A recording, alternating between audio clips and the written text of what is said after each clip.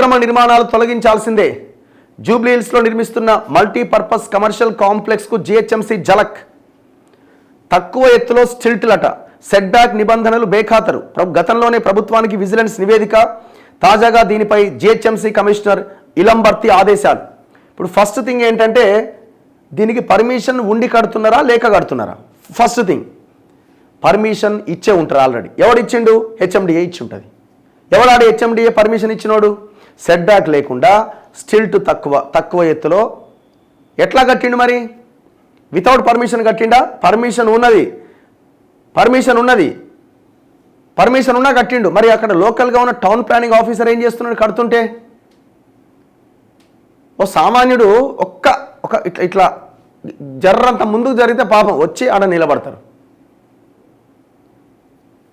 పైన ఓ 2 ఫ్లోర్లు వేసుకొని పైన చిన్న పెంట్ హౌస్ వేసుకుంటే ఎట్ట కడతావు, ఇది నిబంధనలకు విరుద్ధమని నోటీసులు వచ్చి ఇచ్చిపోతారు. మరి వీనికి ఎందుకు నోటీస్ ఇవ్వలే?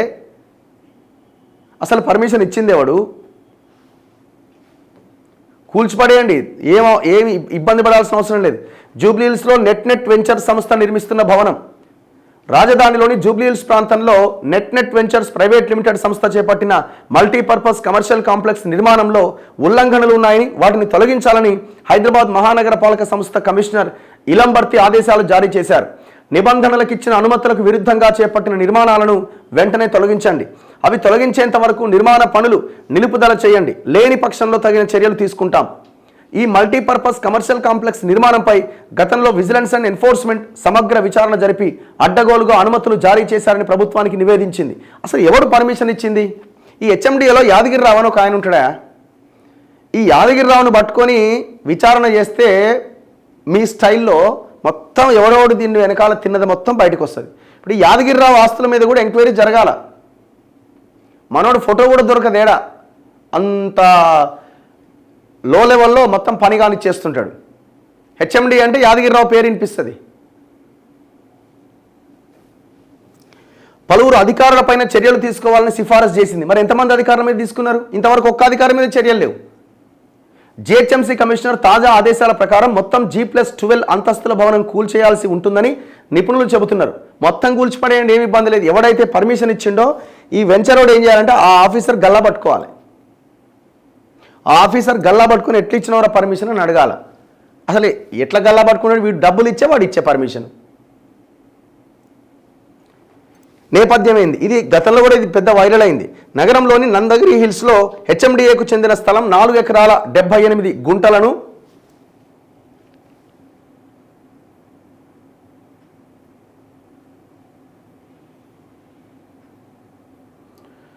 జూబ్లీహిల్స్ హౌసింగ్ సొసైటీకి చెందిన 865 చదరపు గజాల స్థలాన్ని కలిపి ఒక భారీ నిర్మాణానికి నెట్ వెంచర్స్ అనే సంస్థ అనుమతులు తీసుకుంది.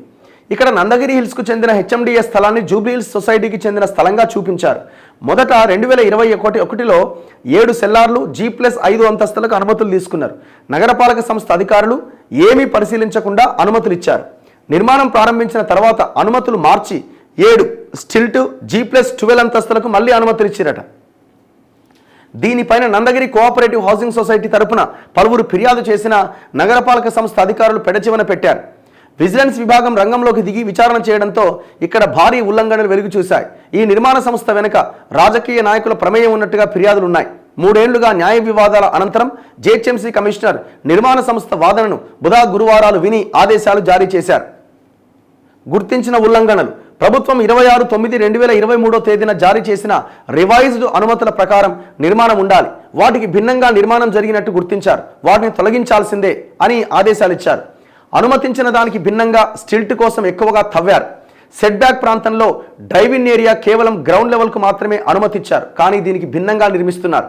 అగ్నిమాపక యంత్రాలు కదిలే విధంగా కనీసం 7 మీటర్ల చొప్పున పక్క వెనక వైపు సెట్ బ్యాక్ ఉండాలి. ర్యాంపులు స్టిల్ట్ లెవెల్లో నందగిరి హిల్స్ వైపు నిర్మాణం చేశారు. ఇక్కడ సెట్ బ్యాక్ కోసం వదలాల్సి ఉన్నది.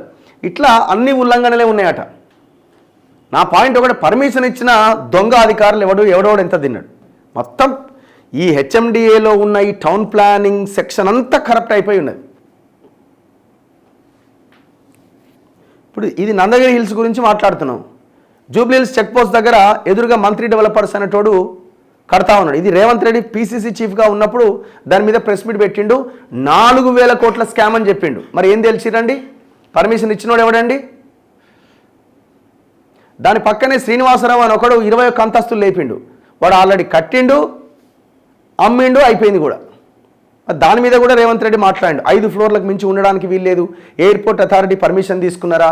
ఎదురుగా కేబీఆర్ పార్క్ ఉంది, మంచి మంచి పక్షులు అవి ఉంటాయి, వాటి దానివల్ల పర్యావరణం దెబ్బతింటుంది. ఇవన్నీ మాట్లాడారు మీరు. వాడు కట్టిండు, అమ్మిండు, అయిపోయింది.